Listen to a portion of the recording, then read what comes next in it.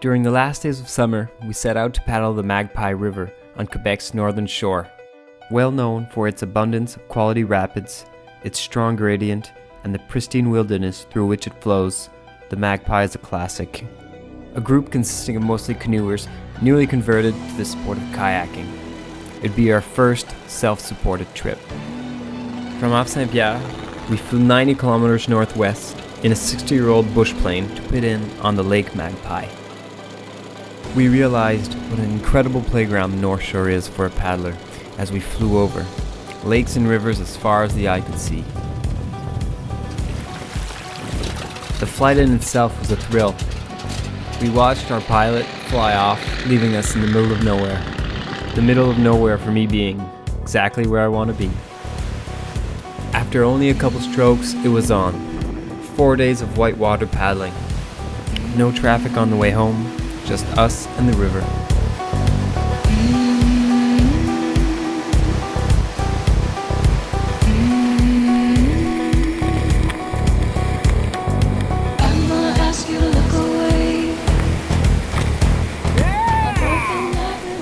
The Innu were the first people to ever paddle this river.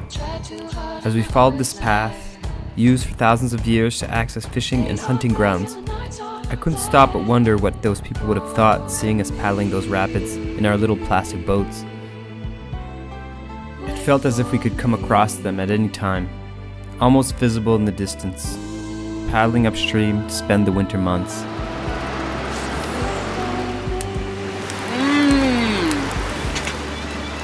C'est clairement la meilleure truite que j'ai jamais mangée. We successfully ran most of the rapids and chose to portage others. Though not a difficult river by any means, we all met challenges and felt our hearts beating just a little faster. That feeling we all long for as thrill seekers.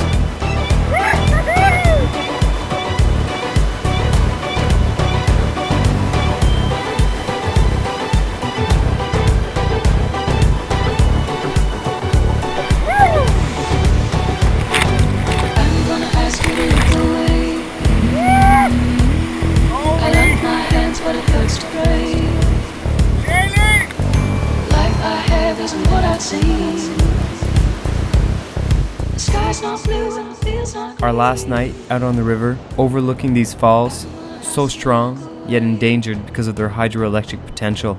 We felt blessed just being here, and hoped to be back one day. Hydro-Quebec is planning to build more dams on the Magpie. This threatens to scar and forever change this unique and pristine landscape.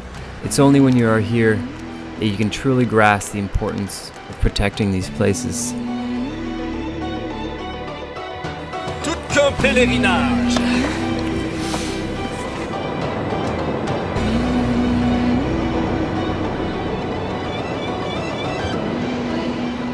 Our last paddle strokes were made in silence, realizing that what had become our routine was coming to an end. On the long trip home, a question was on all our minds. Which river will we paddle next, and when?